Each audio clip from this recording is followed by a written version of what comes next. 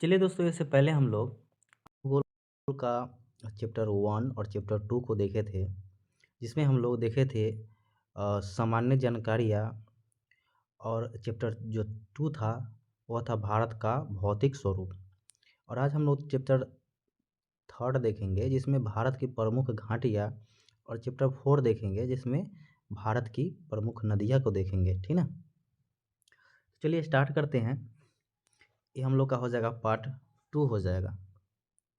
ऊपर लिखा हुआ है, उसको बाद में बताते चलेंगे। पहले घाटी से स्टार्ट करते हैं।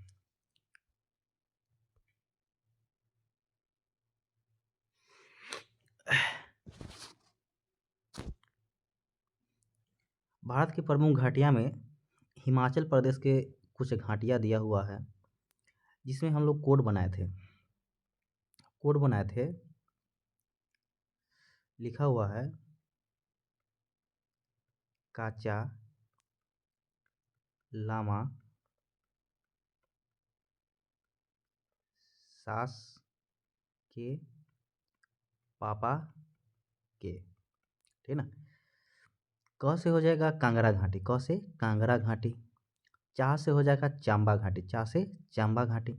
ला से हो जाएगा लाहुल स्पीति, ला से लाहुल स्पीति। म से हो जाएगा मालना घाटी।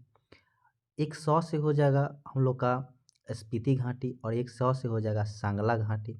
फिर के से हो जाएगा कुल्लू घाटी, के से कुल्लू घाटी।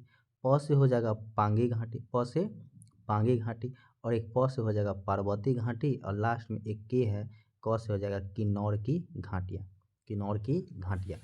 चलिए इसके बारे में कुछ देखते हैं, महत्वपूर्ण जानकारी क्या क्या दिया हुआ है। कि सबसे पहले देखेंगे कांगड़ा घाटी। कांगड़ा घाटी के बारे में कह रहा है कि यह जो है हिमाचल प्रदेश में, यह कहाँ है, हिमाचल प्रदेश के विशेषता है इसका धर्मशाला, इस घाटी के में ही अवस्थित है। धर्मशाला जो है यह कांगड़ा घाटी में ही अवस्थित है। कुछ लिखे हुए हैं कि उत्तर भारत में सबसे अधिक वर्षा जो होता है धर्मशाला में ही होता है। लेकिन भारत में अगर पूछे कि सबसे अधिक वर्षा कहाँ होता है, तो भारत में सबसे अधिक वर्षा मानसीराम मेघालय में होता है। इससे पहले चेरापूंजी था। ठीक ना। लेकिन अभी जो वर्षा होता है, अभी जो उत्तर भारत स्पेशल पूछे कि भारत में सबसे अधिक वर्षा, तो धर्मशाला में हो जाए।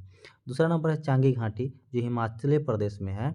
और यह जो है साहिल वर्मन ने 1920 ईस्वी में रावी नदी के तट पर बसाया था चांगी घाटी को, साहिल वर्मन। उसके बाद है लाहुल घाटी, जो हिमाचल प्रदेश राज्य में है।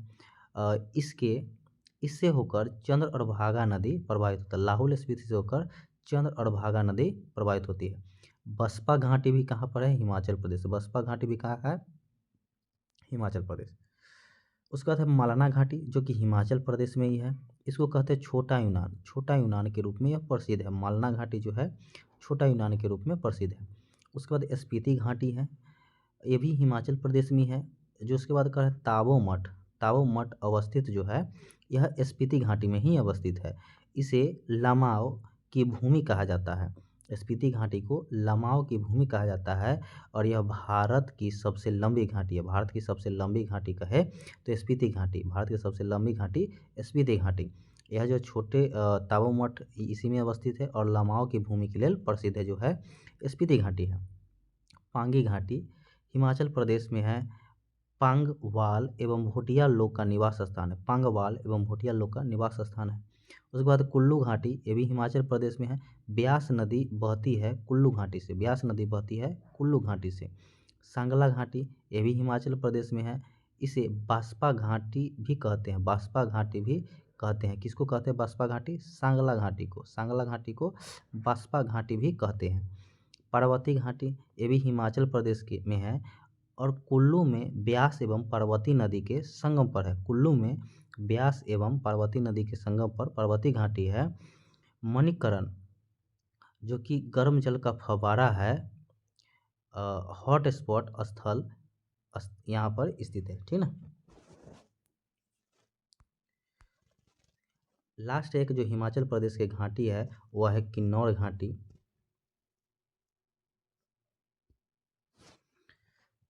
किन्नौर घाटी भी हिमाचल प्रदेश है, सेब उत्पादन के लिए प्रसिद्ध है। किन्नौर घाटी सेब उत्पादन के लिए प्रसिद्ध है। किन्नौर घाटी जो है सेब उत्पादन के लिए प्रसिद्ध है।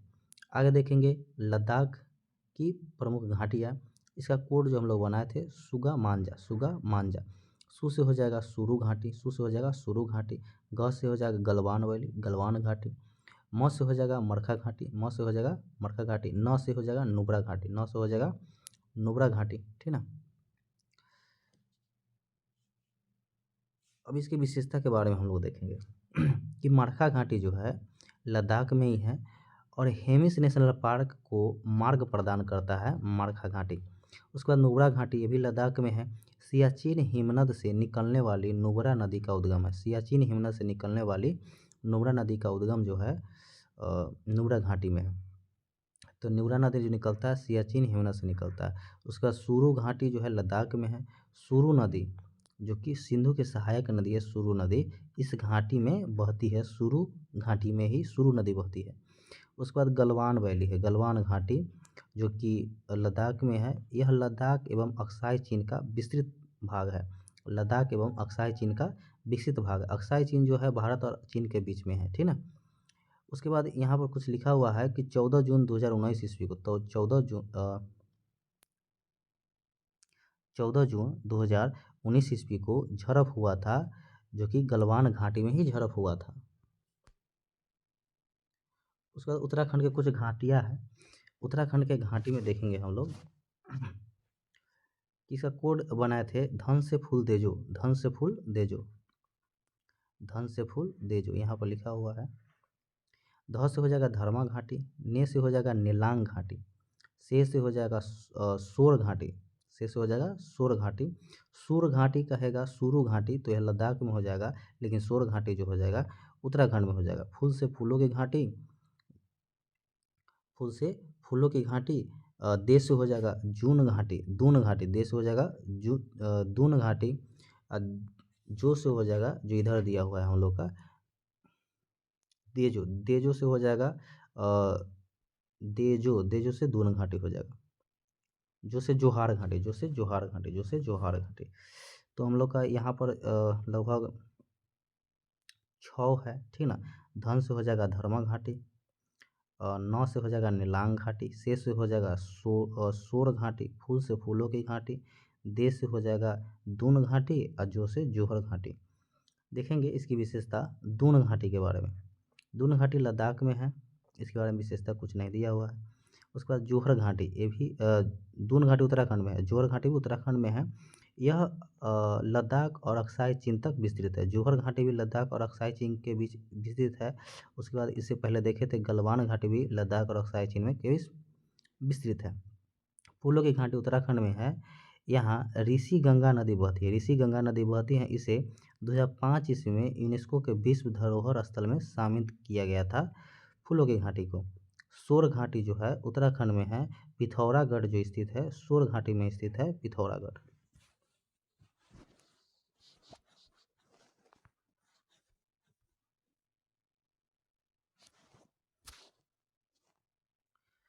उसके बाद है धर्मा घाटी। धर्मा घाटी जो उत्तराखंड में ही है, इसका निर्माण धर्मा गंगा नदी से के द्वारा होता है। उसके बाद नेलांग घाटी जो है उत्तराखंड में ही है। यह गंगोत्री नेशनल पार्क के अंतर्गत आता है। इसे उत्तराखंड का लद्दाख कहा जाता है। कहेगा जो उत्तराखंड का लद्दाख किसे कहेंगे, तो नीलांग घाटी को कहेंगे। यहाँ आप कुछ लुप्त प्राय वन्यजीव जाति जैसे कस्तूरी मृग, हिम तेंदुआ, भारल और हिमालयन नील भेड़ को देख सकते हैं, ठीक ना। तो उत्तराखंड का लद्दाख जो कहेगा नीलांग घाटी को कहेगा। कुल्टी घाटी जो है उत्तराखंड में ही है, कुल्टी घाटी उत्तराखंड में ही है। उसके बाद है सिक्किम के कुछ घाटी तो एक है थुमथांग घाटी जो कि सिक्किम में है। एक चुम्बी घाटी, थुमथांग घाटी और चुम्बी घाटी।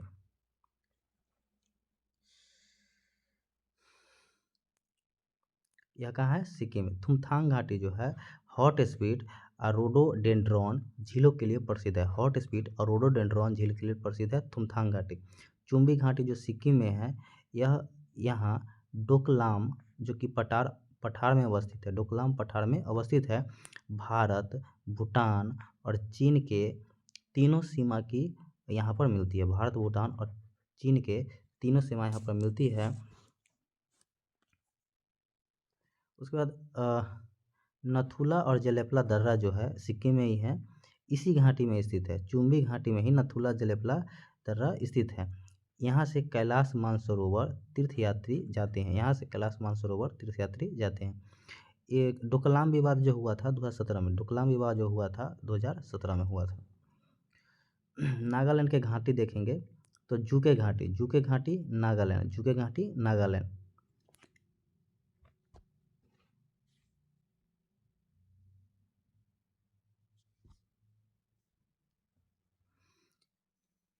कह रहा है कि यह नागालैंड और मणिपुर की सीमा पर स्थित है। जूके घाटी जो नागालैंड में है, नागालैंड और मणिपुर की सीमा पर है। इसे पूर्व का स्विट्जरलैंड, पूर्व का स्विट्जरलैंड जो कहेंगे जूके घाटी को, पूर्व का स्विट्जरलैंड जूके घाटी नागालैंड वाला के। अराकू घाटी आंध्र प्रदेश और गंडीकोंटा घाटी आंध्र प्रदेश में है। अराकू घाटी जो है कॉफ़ी की खेती के लिए प्रसिद्ध है और गंडीकोंटा घाटी आंध्र प्रदेश में है। भारत की विशाल घाटी है, भारत की सबसे विशाल घाटी जो हो जाएगा गंडीकोंटा घाटी, लेकिन भारत की सबसे लंबी घाटी हो जाएगा स्पीति घाटी। तो विशाल घाटी गंडीकोटा घाटी। कह रहा है इसे the hidden grand canyon of India, hidden grand canyon of India के नाम से जाना जाता है। तमिलनाडु के घाटी है कंबन घाटी, कंबन घाटी तमिलनाडु में है, यह तमिलनाडु राज्य में स्थित है।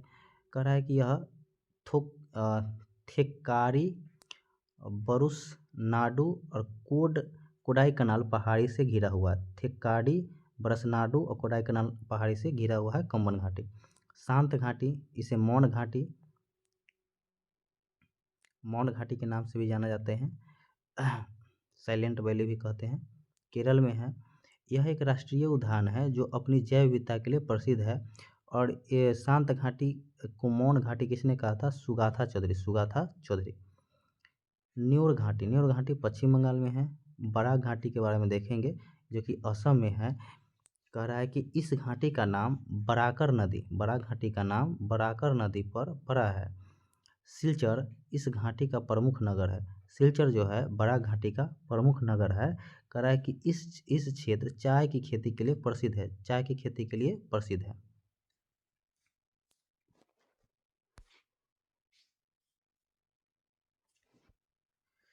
आगे देखेंगे कि कश्मीर घाटी, कश्मीर घाटी जो कि जम्मू कश्मीर में है, इसे भारत का स्विट्जरलैंड कहा जाता है, भारत का स्विट्जरलैंड कहा जाता है। यहाँ के वेरीनाग झील में झेलम नदी निकलती है। कश्मीर घाटी के वेरीनाग झील से झेलम नदी निकलती है। कुछ लिखा हुआ है भारत का मिनी स्विट्जरलैंड जो कहेंगे खचियार, जो कि हिमाचल प्रदेश में, खचियार जो कि हिमाचल प्रदेश में है, लेकिन भारत का स्विट्जरलैंड कहेंगे कश्मीर घाटी को। उसके बाद डोंग घाटी है, अरुणाचल प्रदेश में ही डोंग घाटी स्थित है। भारत में सूर्योदय सबसे पहले यहीं होता है, डोंग घाटी में ही सूर्योदय भारत में सबसे पहले होता है। दाहहानु घाटी जो है जम्मू कश्मीर में है। बहिंग घाटी अरुणाचल प्रदेश में, बहिंग घाटी अरुणाचल प्रदेश। अब देखेंगे भारत की नदियाँ, भारत की नदियाँ के बारे में देखेंगे, कुछ लिखा हुआ है उसको देख लेते हैं। कि गंगा की यह सहायक नदी जो मैदानी भाग में उसका उद्गम हुआ है, यह जो है पीलीभीत नदी, पीलीभीत नदी। उसके बाद एक लिखा हुआ है कि भागीरथी नदी का उद्गम जो हुआ है गोमुख पहाड़ी से हुआ है और लेह जो है सिंधु नदी के दाएं तट पर स्थित है, लेह जो है सिंधु नदी के दाएं तट पर स्थित है।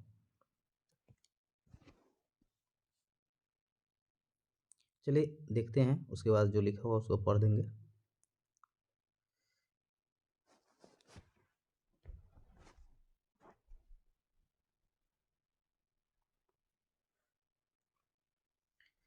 सिंधु नदी के बारे में सबसे पहले हम लोग देखेंगे, इसको पाकिस्तान की जीवन रेखा कहते हैं, सिंधु नदी को पाकिस्तान की जीवन रेखा कहते हैं। हिमालय नदी में सबसे बड़ा गर्त जो बनाता है सिंधु नदी ही बनाता है, हिमालय नदी में सबसे बड़ा गर्त सिंधु नदी ही बनाता है। कह रहा है कि तिब्बत में मानसरोवर झील के सनखुयाब हिमनद से निकलता है। ग्लेशियर कहेगा तो बुखारचू ग्लेशियर से, और झील कहेगा तो मानसरोवर झील से। यह इसका संगम जो है मुहाना कहाँ पर गिरता है, तो अरब सागर में गिरता है। इसकी लंबाई जो है 2880 किलोमीटर, जो कि भारत में 1114 किलोमीटर है। इसकी विशेषता में दिया हुआ है कि इसकी सहायक नदियाँ कौन कौन है, इसे देखेंगे।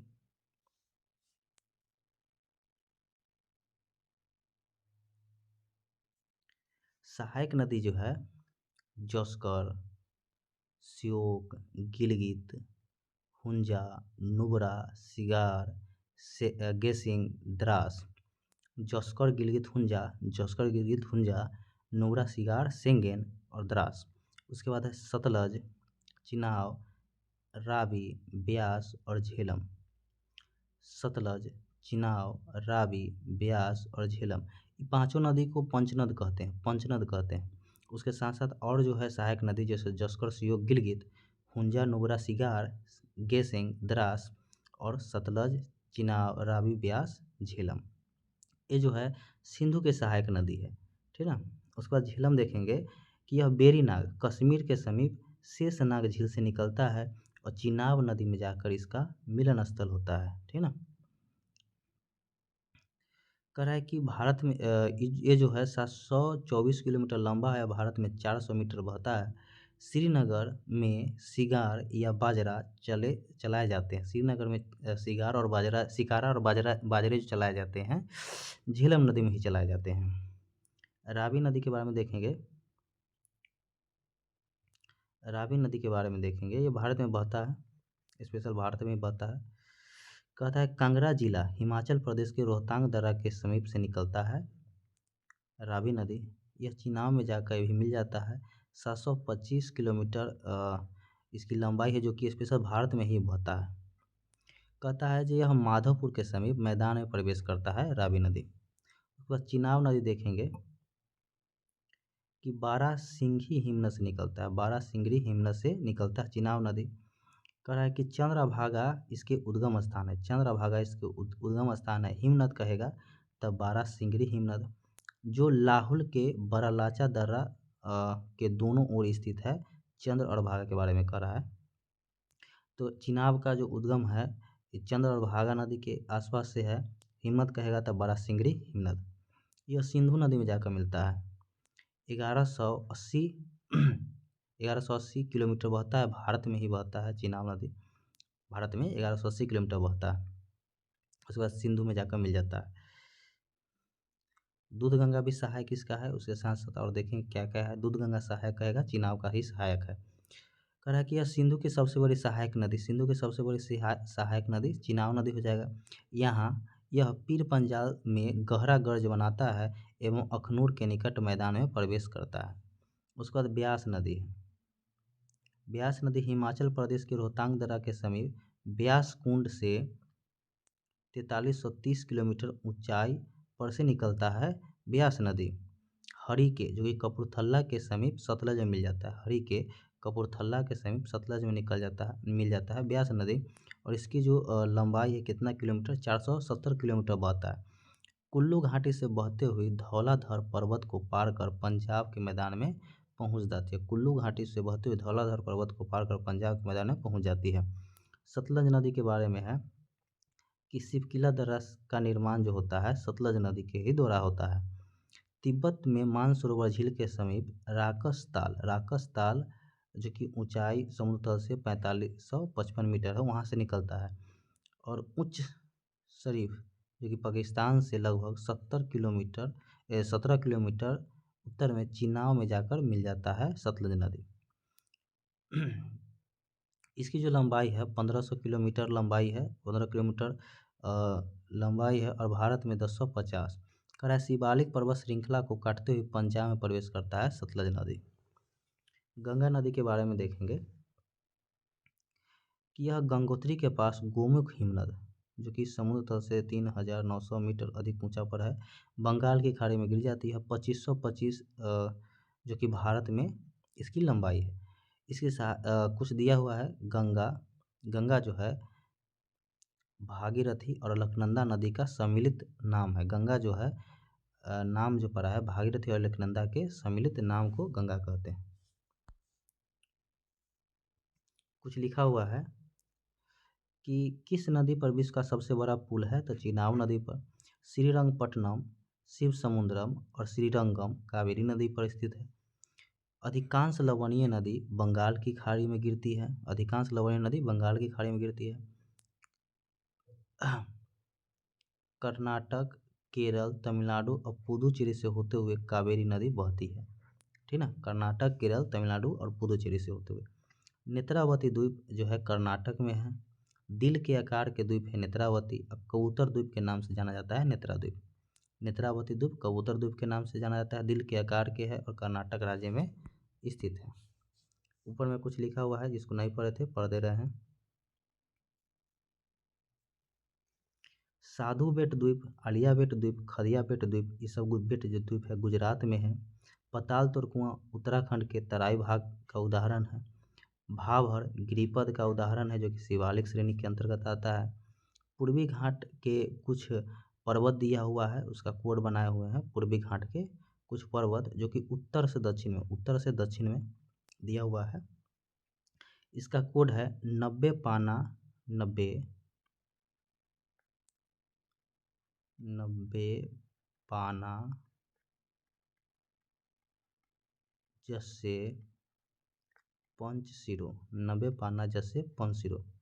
न से हो जाएगा नल्ला मलाई, बे से हो जाएगा बेली कोंडा, पा से हो जाएगा पाली कोंडा, न से हो जाएगा नागेरी।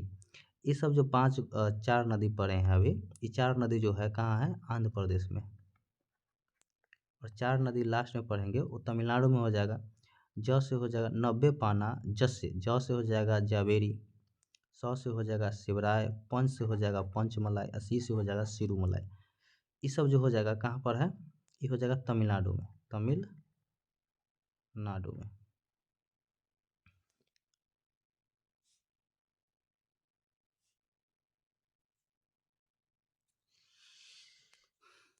चलिए देखेंगे आगे अब।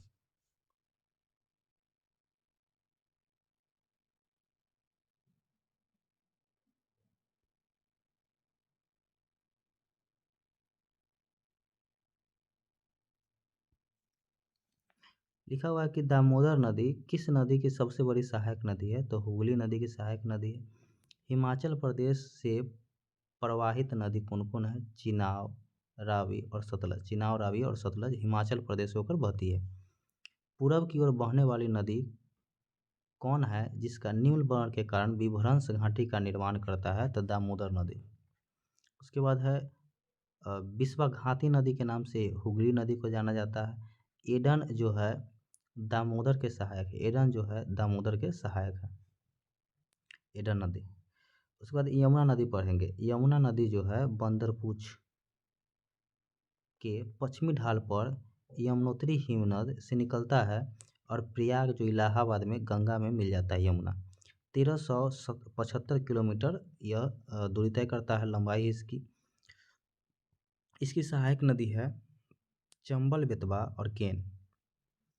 इसकी सहायक नदी और है, उसके साथ पढ़ लेते हैं, उसके बाद बताते हैं।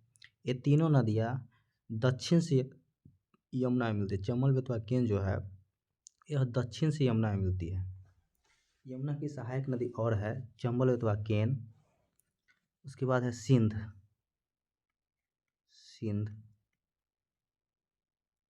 सिंधु नहीं, सिंध। उसके बाद है हिंडन, टोंस,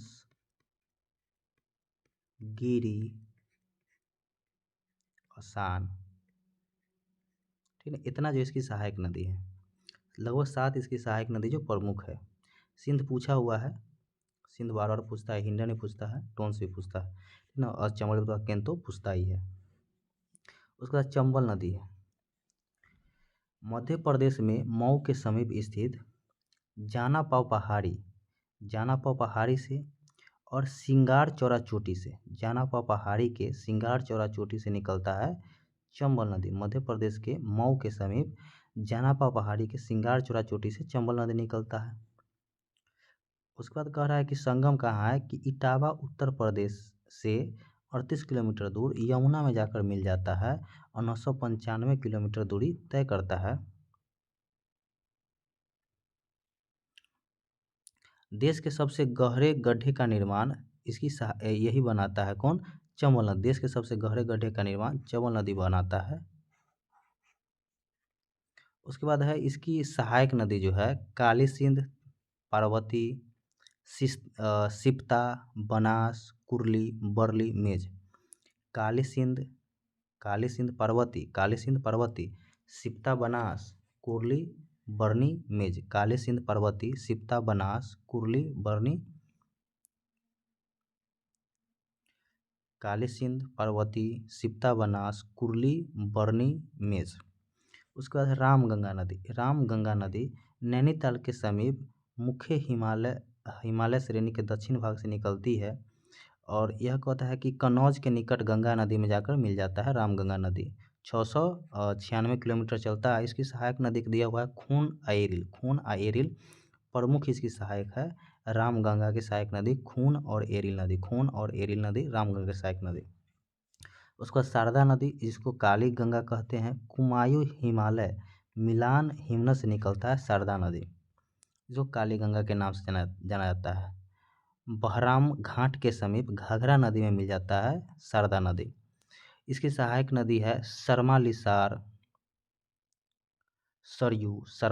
सरयू, पूर्वी गंगा चौकिया। सरमालिसार सरयू, पूर्वी गंगा चौकिया। सरमालिसार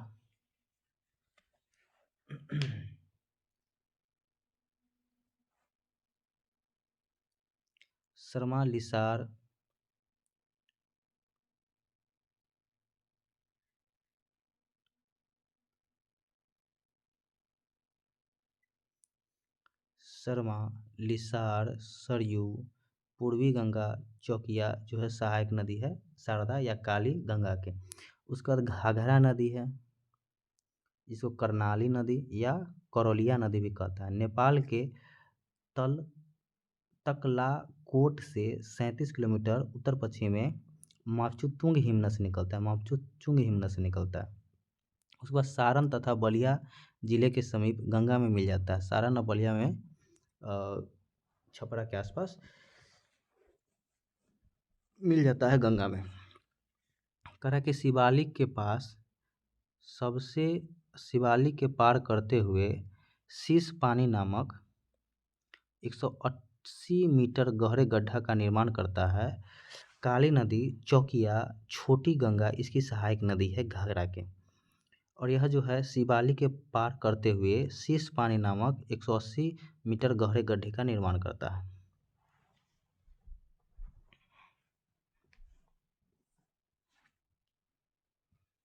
इसके बाद देखेंगे गंडक नदी। यह जो है सोमेश्वर की पहाड़ी से निकलता है। नेपाल में इसे शालिग्राम, मैदानी भाग में नारायणी के नाम से जाना जाता है। यह नेपाल के सोमेश्वर की पहाड़ी से निकलता है। पटना के समीप गंगा में मिल जाता है गंडक नदी। ऐसे गंडक नदी हाजीपुर के आसपास सोनपुर में मिलता है। भारत में 425 किलोमीटर की दूरी तय करता है गंडक नदी। इसकी सहायक नदी कुछ दिया हुआ है काली गंडक, त्रिशूली गंगा। इससे मिलने वाली गोल गोल पत्थर को शालिग्राम कहते हैं। उसके बाद कोसी नदी।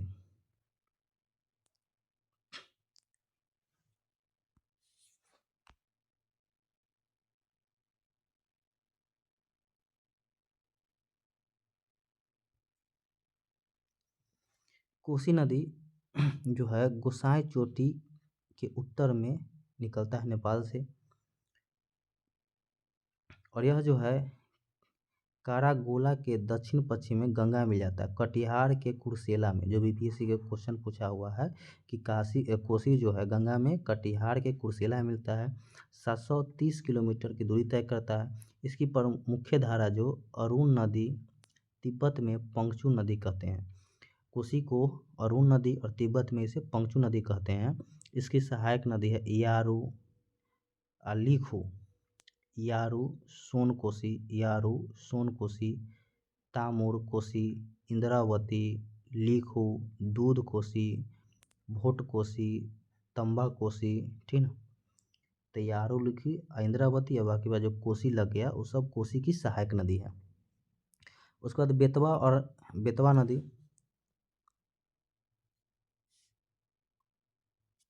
बेतवा नदी या इसको बेत्रवती नदी भी कहा जाता है। कह रहा है कि मध्य प्रदेश के रायसेना के कुमरा गांव के समीप विंध्य पर्वत से निकलता है। बेतवा नदी विंध्य पर्वत से निकलता है मध्य प्रदेश के। और हमीरपुर के समीप यमुना में मिल जाता है बेतवा नदी, और 480 किलोमीटर दूरी का तय करता है। ऊपरी मार्ग में कई झरने का निर्माण करता है। बेतवा नदी के बारे में दिया हुआ है। सोन नदी के बारे में देखेंगे हम लोग कि अमरकंटक की पहाड़ी से निकलता है, पटना के समीप गंगा में मिल जाता है। 780 किलोमीटर दूरी तय करता है। नर्मदा इसकी सहायक नदी है। ब्रह्मपुत्र नदी के बारे में देखेंगे।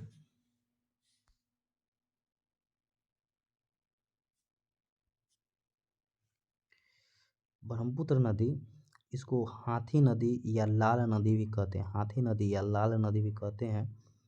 तिब्बत में इसे सांगपू, अरुणाचल प्रदेश में इसे दिहांग, और असम में जाकर इसका नाम ब्रह्मपुत्र पड़ता है। हाथी नदी लाल नदी हो गया, तिब्बत में सांगपू कहेंगे, अरुणाचल प्रदेश में दिहांग, और असम में जाकर इसका नाम ब्रह्मपुत्र पड़ता है। अब बांग्लादेश में इसे जमुना कहते हैं।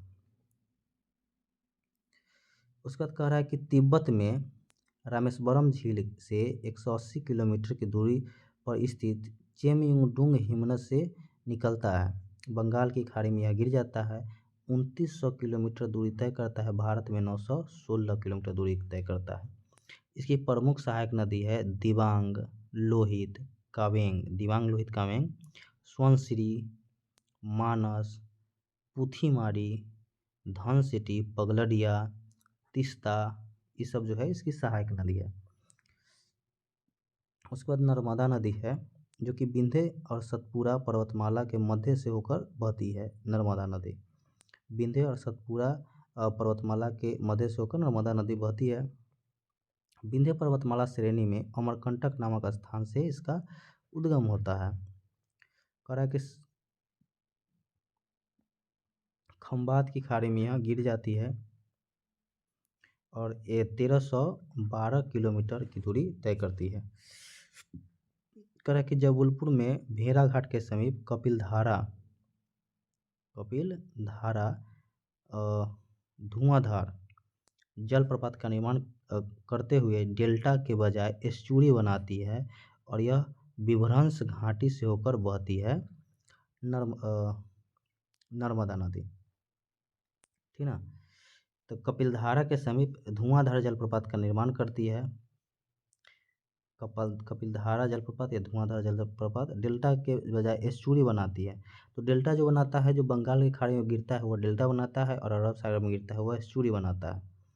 उसके बाद हम लोग देखेंगे इसका और जो है इसकी सहायक नदी देखेंगे, तवा, शेर, शक्कर, हिरना, बरना, दूधी। ठीक ना। उसके बाद ताप्ती नदी देखेंगे। ताप्ती नदी बैतूल जिला मध्य प्रदेश के मूल ताप्ती के नगर के पास 722 मीटर की ऊंचाई से यह निकलता है, और सूरत के निकट खंबात की खाड़ी में यह गिर जाता है, और इसकी जो है 724 किलोमीटर की दूरी तय करता है। डेल्टा के बजाय ये भी एस्चुरी बनाती है। अब पूर्णा इसकी सहायक नदी है। ताप्ती की सहायक नदी पूर्णा। महानदी के बारे में देखेंगे। यह जो है छत्तीसगढ़ के रायपुर जिले में स्थित हिसाबा के समीप, यह अमरकंटक के आसपास से निकलता है। बंगाल की खाड़ी कटक के समीप जाकर मिल जाता है गंगा में, और 851 किलोमीटर की दूरी तय करता है। ब्राह्मणी बैतरणी इसकी सहायक नदी। इसकी और सहायक नदी है ब्राह्मणी, बैतरणी, जोंक,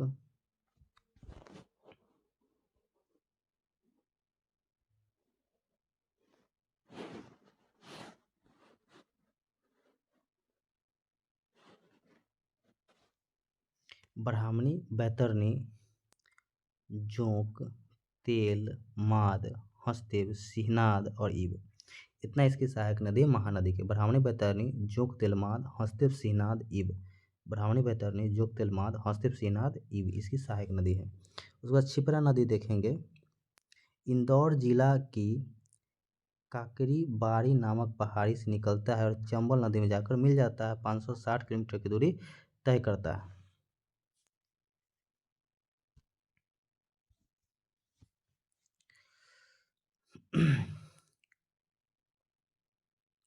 कह रहा है कि इसके किनारे उज्जैन का विख्यात महाकलेश्वर मंदिर स्थित है क्षिप्रा नदी पर। महाकलेश्वर नदी स्थित है क्षिप्रा नदी पर।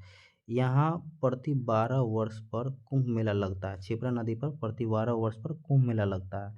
उज्जैन के विख्यात महाकलेश्वर मंदिर के पास किनारे उज्जैन के विख्यात महाकलेश्वर मंदिर जो है क्षिप्रा नदी के किनारे है। 12 वर्ष पर महाकुंभ मेला लगता है। उसके बाद माही नदी है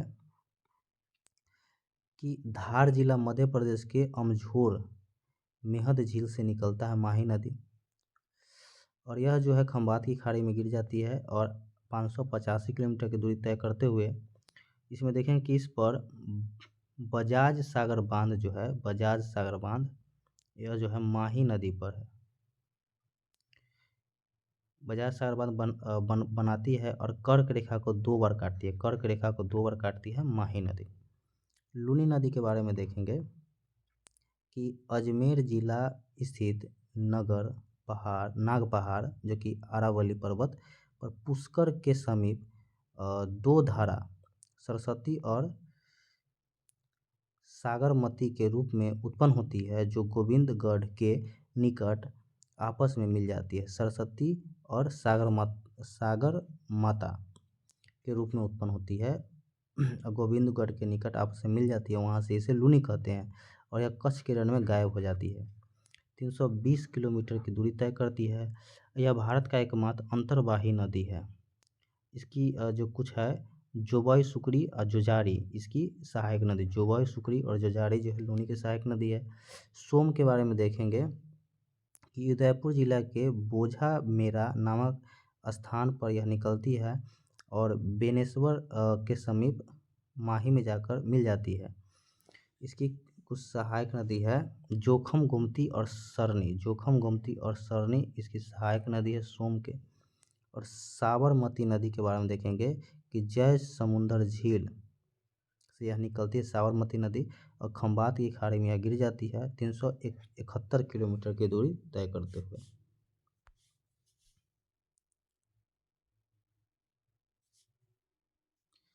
उसके बाद बनास नदी है। इसको वन की आशा भी कहते हैं। खमनोर के पहाड़ी राजसमंदर से निकलती है और चंबल में जाकर मिल जाती है बनास नदी। 480 किलोमीटर की दूरी तय करते हुए यह एक ऐसी नदी है जो संपूर्ण चक्र राजस्थान में ही पूरा करता है। बनास नदी इसकी सहायक नदी बेचर कोठारी, मानसी खाड़ी, मुरले। बेचर कोठारी, बेरच कोठारी, मानसी खाड़ी और मुरले इसकी सहायक नदी है। उसके बाद बाण गंगा देखेंगे कि बैराट की पहाड़ी जयपुर से निकलती है और यमुना जो कि फतेहाबाद आगरा के समीप यह मिल जाती है यमुना में। 378 किलोमीटर की दूरी तय करती है। इस पर जमबारागढ़ के पास बांध बनाकर जयपुर को पेयजल की आपूर्ति कराई जाती है बाण नदी पर बांध बांधकर। कृष्णा नदी के बारे में देखेंगे कि यह महाबलेश्वर की पहाड़ी से निकलती है। कल देखे थे कि महाबलेश्वर की पहाड़ी से 5 नदी कृष्णा, बिना कोयना, गायत्री और सावित्री नदी निकलती थी के समीप पश्चिमी घाट की पहाड़ी से निकलती है, बंगाल की खाड़ी में गिर जाती है। 1401 किलोमीटर की दूरी तय करती है। 1401 किलोमीटर की दूरी तय करती है। बहुत इम्पोर्टेंट नदी है, पूछता है इससे ज़्यादातर क्वेश्चन। कह रहा है कि इसकी सहायक नदी जो है भीमा, तुंगभद्रा, भीमा, तुंगभद्रा, मूसी, अमरावती, कोयना, पंचगंगा, दूधगंगा, घाट प्रभा, माल प्रभा इसकी सहायक नदी है। किसका? कृष्णा के। कौन कौन हो गया? भीमा, तुंगभद्रा, मूसी, अमरावती, कोयना, पंचगंगा, दूधगंगा, पंचगंगा, दूधगंगा, घाट प्रवाह और माल प्रवाह कृष्णा की सहायक नदी है।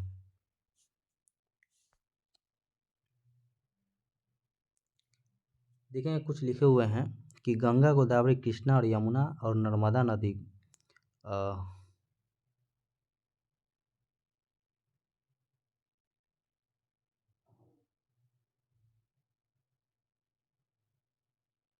रावी से लंबी है, ये लिखे हुए हैं।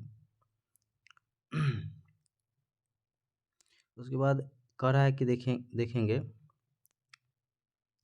कि रावी और चिनाब कुछ दोआब क्षेत्र बनाता है, जैसे कि रावी और चिनाब जो दोआब क्षेत्र बनाता है, रचना दोआब क्षेत्र, रचना दोआब क्षेत्र जो बनता है किस नदी से बनता है, तो रावी और चिनाब। बारी दोआब क्षेत्र, ब्यास और रावी से बारी नाम पर ही है, ब्यास और रावी से बारी, रचना भी नाम पर है, र से रावी और च से रचना चिनाब नदी। उसके बाद चाच दोआब क्षेत्र, झेलम और चिनाब, चाच दोआब क्षेत्र झेलम और चिनाब, और बिष्ट दोआब क्षेत्र ब्यास और सतलज, बिष्ट दोआब क्षेत्र ब्यास और सतलज। एक और रावी और चिनाब से कहेगा तो रचना, रावी और ब्यास से कहेगा तो बारी, बिष्ट कहेगा तो ब्यास सतलज, चाच दोआब क्षेत्र झेलम और चिनाब। राजस्थान उत्तर प्रदेश में जंगल की जो आग है उसे क्या कहते हैं, पलाश, जंगल की आग को पलाश कहते हैं।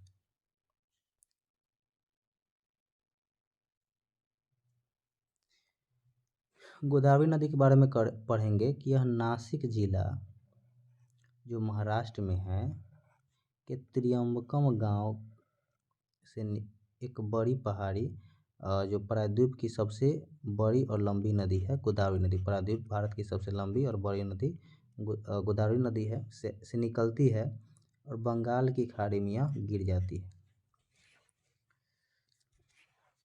और यह जो है 1465 किलोमीटर की दूरी तय करती है।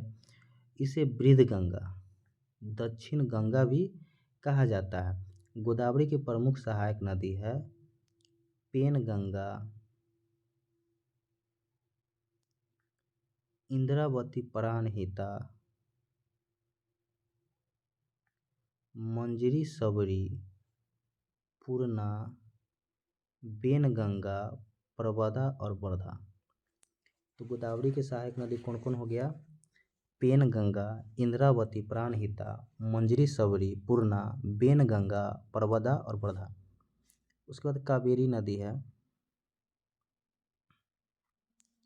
यह कर्नाटक के कुर्ग जिला में स्थित ब्रह्मगिरी की पहाड़ी से निकलती है कावेरी नदी और बंगाल की खाड़ी में गिर जाती है और 800 किलोमीटर की दूरी तय करती है। इसे दक्षिण भारत की गंगा, दक्षिणी गंगा कहेगा तो गोदावरी दक्षिण भारत की गंगा कावेरी के रूप में जाना जाता है। शिव समुंदर जलप्रपात, श्रीरंगम और शिव समुंदर द्वीप जो है कावेरी नदी पर ही स्थित है। इसकी सहायक नदी बाएं से जो मिलती है हेमावती, सिमसा, अर्कावती, हेमावती, सिमसा, अर्कावती।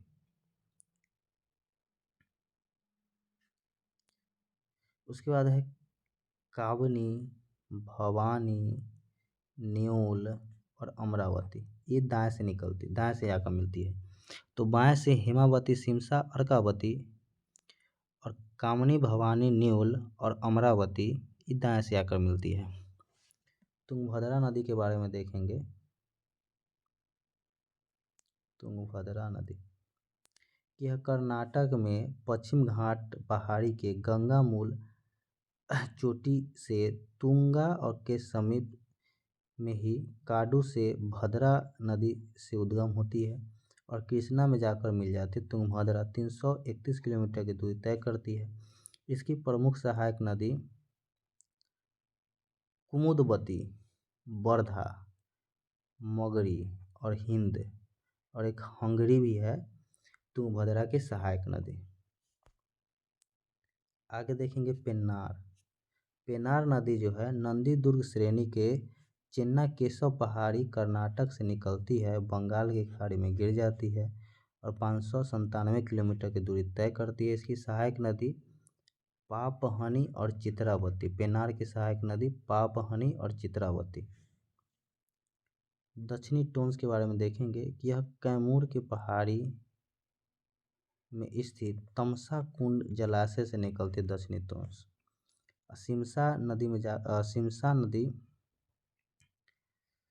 सिमसा नदी के समीप गंगा में मिल जाती है। सिरसा के समीप गंगा में मिल जाती है और 265 किलोमीटर की दूरी तय करती है।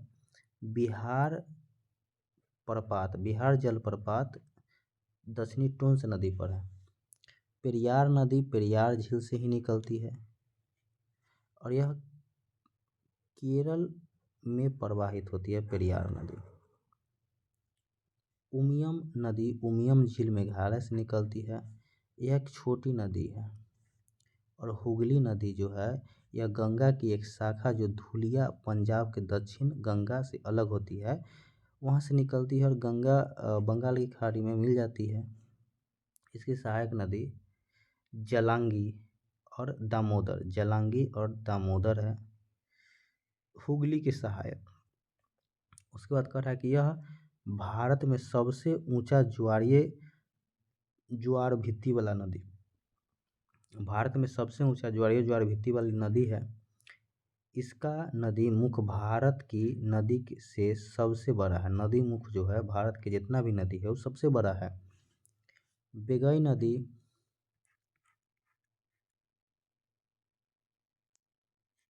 यह सबसे दक्षिण में स्थित है। कह रहा है कि कंडन मणिकनी के मदुरा के समीप तमिलनाडु में निकलता है, बंगाल की खाड़ी में गिर जाता है, 288 किलोमीटर दूरी तय करता है। इसकी सहायक नदी कुमम, बरसानाड, सेलियार, तेबियर, बराह और मंगलार है।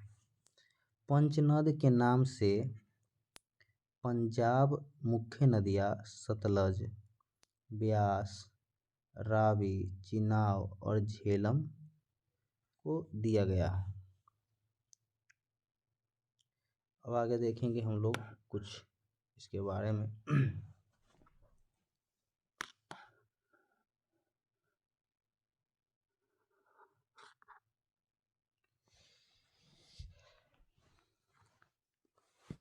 चलिए देखते हैं।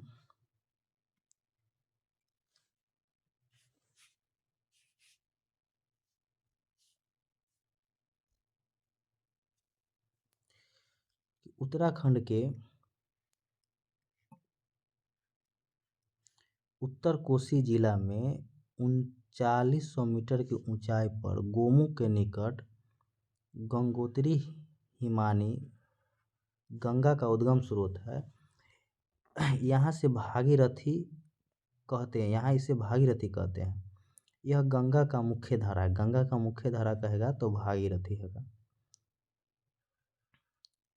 अलकनंदा का उद्गम स्रोत बद्रीनाथ के ऊपर सतोपथ हिमानी या अलकापुरी हिमनद है। अलकनंदा जो है धौली और विष्णु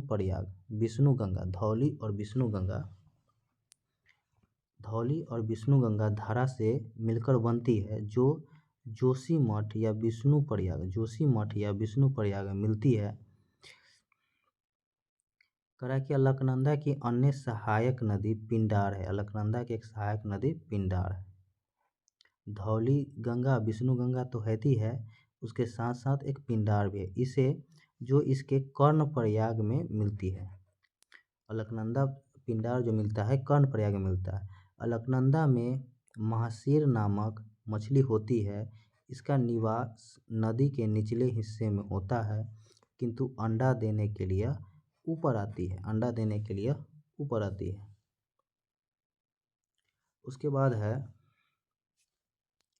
कि अलकनंदा और मंदाकिनी को काली गंगा कहते हैं के संगम पर रुद्रप्रयाग। अलकनंदा और मंदाकिनी के संगम पर रुद्रप्रयाग है। देखेंगे कुछ जो यहाँ पर बड़ा दिया हुआ है बॉक्स में कि धौली गंगा और विष्णु गंगा जो मिलती है विष्णु प्रयाग में, अलकनंदा और पिंडार कर्ण प्रयाग में, कान में भी, और अमरुद अलकनंदा मंदाकिनी जो मिलती है रुद्र प्रयाग में, अमरुद्र, और अभादेव, अभादेव अस्य अलकनंदा भागीरथी देव प्रयाग में, अलकनंदा और भागीरथी देव प्रयाग में। एक है अलकनंदा नंदाकिनी, अलकनंदा और नंदाकिनी जो मिलती है नंद प्रयाग में, अलकनंदा नंदाकिनी नंद प्रयाग में मिलती है।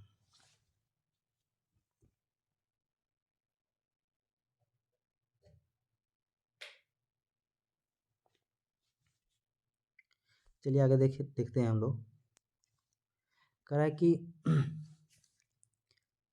गंगा नदी का नाम गंगा देव प्रयाग के बाद पड़ता है जहां अलकनंदा और भागीरथी आपस में मिलती है।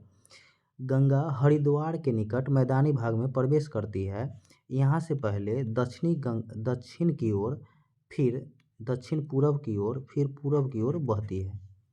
आगे कह रहा है कि गंगा नदी बांग्लादेश में पद्मा के नाम से बहती है, ब्रह्मपुत्र नदी बांग्लादेश में जमुना के नाम से बहती है, और पवना के पूर्व गोलुंडो घाट के पास पद्मा से मिलती है और इसकी सम्मिलित धारा को पद्मा कहा जाता है। आगे बहती हुई जब यह नदी चांदपुर के उत्तर में पहुंचती है तो मेघना इसे आकर मिलती है और यह मेघना नाम से बहते हुए इसे जल वितरित में बढ़ती हुई समुद्र में जा मिलती है।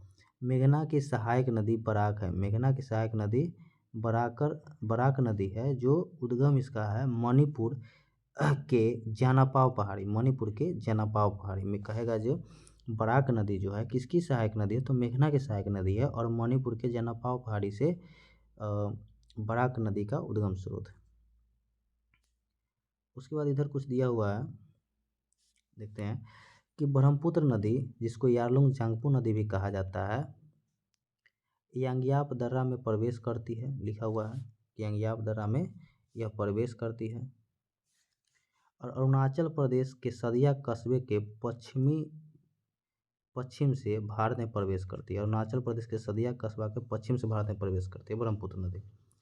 देखते हैं कि ब्रह्मपुत्र नदी को यारलुंग जांगपो नदी, यह चिमिंगडिंग हिमनद से निकलती है। यह हिमानी मानसरोवर झील के दक्षिण भाग में लगभग 80 किलोमीटर की दूरी पर है। तिब्बत में इसे सांगपो, अरुणाचल प्रदेश में इसे दिहांग, असम में इसे ब्रह्मपुत्र कहते हैं और अरुणाचल प्रदेश में सदिया कस्बा के पश्चिम में यह नदी भारत में प्रवेश करती है और एक पूर्ववर्ती नदी है। इसके बाएं तट पर प्रमुख सहायक नदियाँ बूढ़ी रिहांग और धनसिरी और दक्षिणी पर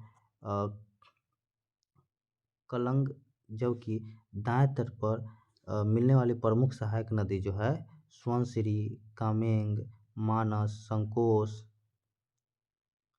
स्वनसिरी का उद्गम तिब्बत में है और यह भी एक पूर्ववर्ती नदी है, यह भी एक पूर्ववर्ती नदी है।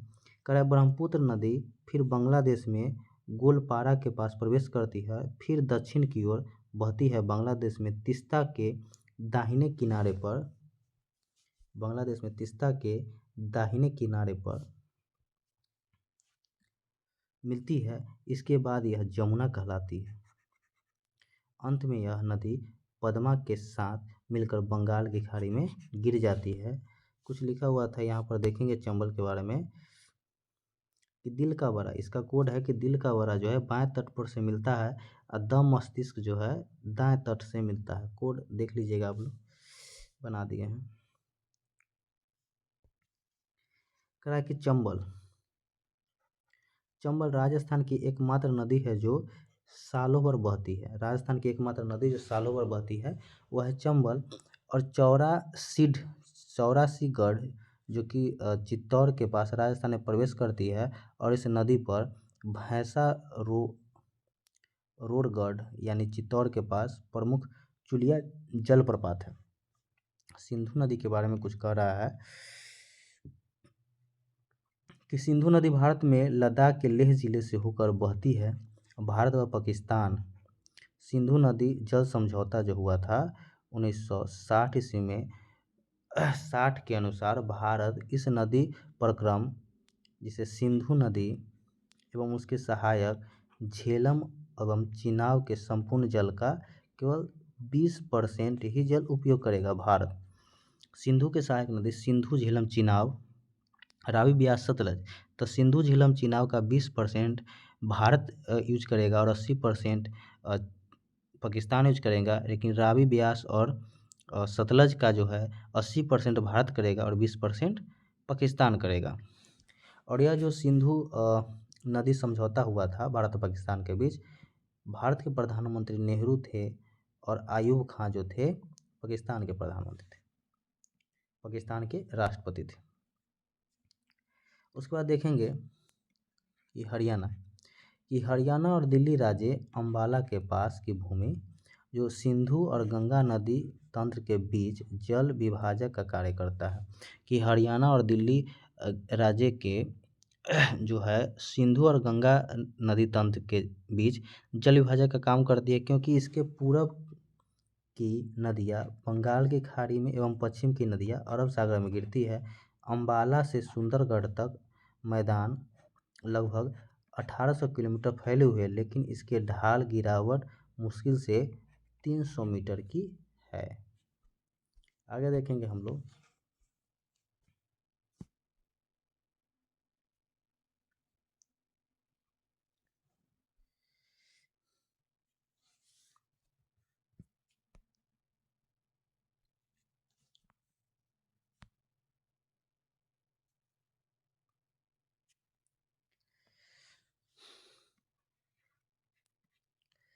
रायगढ़ एवं रत्नागिरी के बीच सावित्री नदी रायगढ़ और रत्नागिरी के बीच सावित्री नदी बहती है, जो इन दो स्थानों को सीमा रेखा का निर्धारण करती है।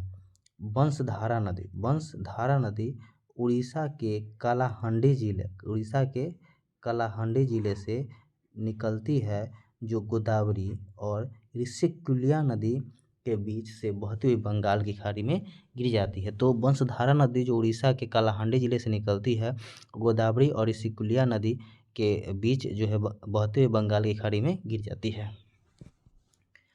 उसके बाद है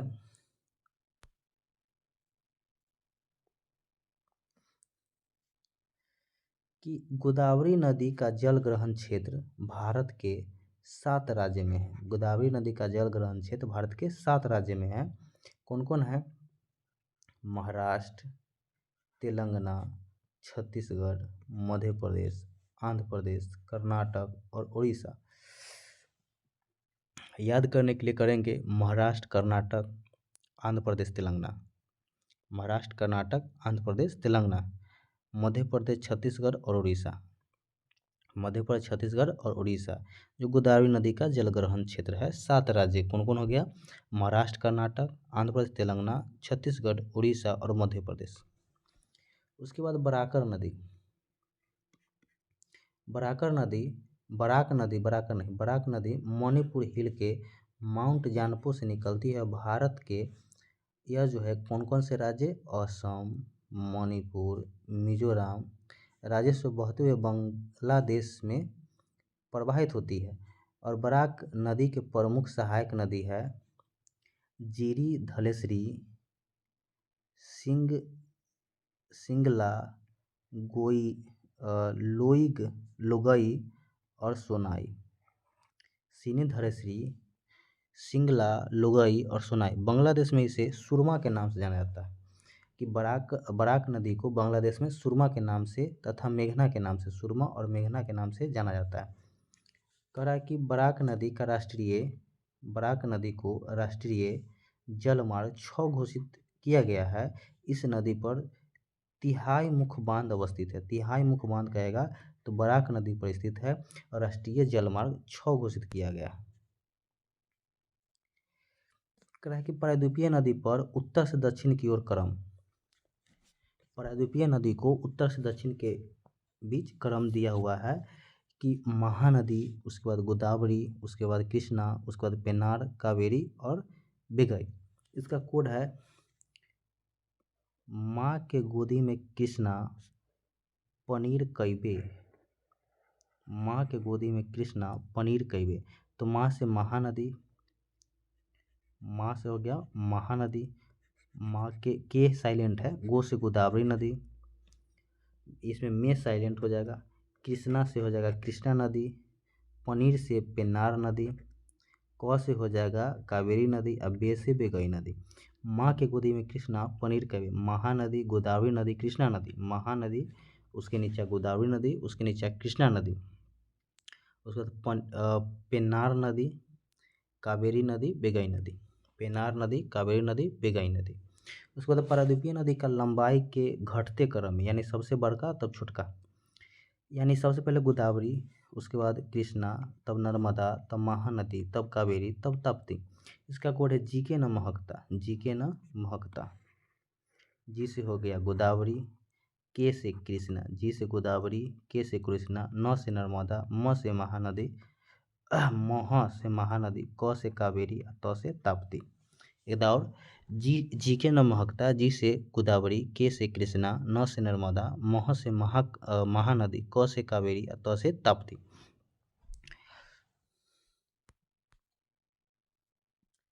उसके बाद है कि 16 सितंबर 2015 ईस्वी को आंध्र प्रदेश सरकार द्वारा लिए गए महत्वपूर्ण निर्णय के अंतर्गत दक्षिण भारत की दो बड़ी नदियाँ गोदावरी और कृष्णा को जोड़ने का कार्य किया गया। इसके अंतर्गत परीक्षण के तौर पर आंध्र प्रदेश के गोदावरी जिले इब्राहीमपट्टनम नामक स्थान से पहली बार गोदावरी नदी के 600 क्यूबिक पानी पलावरम नहर द्वारा विजयवाड़ा जिले में कृष्णा नदी तक पहुंचाया गया। यह पलावरम विजय लिंक परियोजना आंध्र प्रदेश के कृष्णा व गुंटूर जिले में पानी की कमी का सामना कर रहे किसान को लाभकारी मानी जा सकती है। उसके बाद है कि गोवा में दो महत्वपूर्ण नदियाँ हैं, एक है मांडवी और एक जुआरी। मांडवी और जुआरी, गोवा में दो महत्वपूर्ण नदियाँ मांडवी और जुआरी। मांडवी नदी कर्नाटक में पश्चिम घाट की ढलानों पर उत्पन्न होती है। उसके बाद है केरल की सबसे बड़ी नदी भरतपुजा। केरल की सबसे बड़ी नदी भरतपुजा अन्नामलाई पहाड़ी से निकलती है। अन्नामलाई पहाड़ी से निकलती है भरतपुजा, और केरल की सबसे बड़ी नदी है। इसे पुनानी नाम से भी जाना जाता है भरतपुजा को। पेरियार नदी केरल की दूसरी सबसे बड़ी नदी है, और केरल की पंबा नदी वेम्बनाड झील में गिरती है। केरल की पंबा नदी वेम्बनाड झील में गिरती है। आगे पढ़ेंगे, कल जो पढ़ेंगे भारत के प्रमुख झील पढ़ेंगे, भारत के प्रमुख झील। दोस्तों, इस सीरीज़ के आगे बढ़ाने के लिए आप लोग हमें कमेंट कर सकते हैं, और अच्छा लगे तो वीडियो को लाइक करें, शेयर करें, और चैनल को ज़रूर सब्सक्राइब करना है, ठीक ना। तो इस वीडियो को यहीं पे रखते हैं। चलिए आगे कल के वीडियो में मिलते हैं।